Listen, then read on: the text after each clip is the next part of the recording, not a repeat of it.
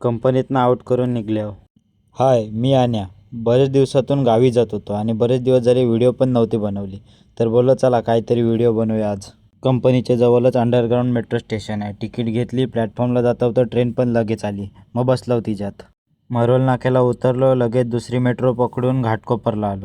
घाटकोपरवरून local ट्रेनमध्ये बसलो. दिवा स्टेशनला उतरायचा होता आणि नाईट करून आल्यामुळं झोप पण जाम येत होती. झोपलो तर कुठच्या कुठं उतरायचो म्हणून झोपलो पण नाही.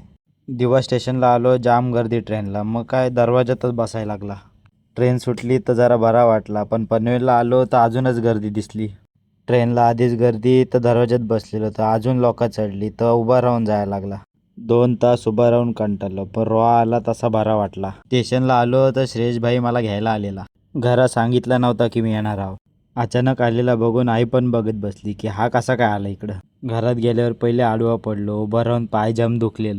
उठलो, फ्रेश झालो तर आई लगेच नाश्ता घेऊन आली. भाकरी न चिकन. आईच्या हाताची चव म्हणजे एकदम वेगळीच.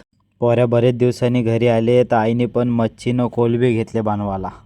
नुसता म्हावरा. एके साईडला व्हिडिओ कॉलवर बोलतं ना दुसऱ्या साईडला जेवण बनवतं. व्हिडिओ आवडले असेल तर नक्कीच लाईक करा, फॉलो करा विसरू नका. Bye bye.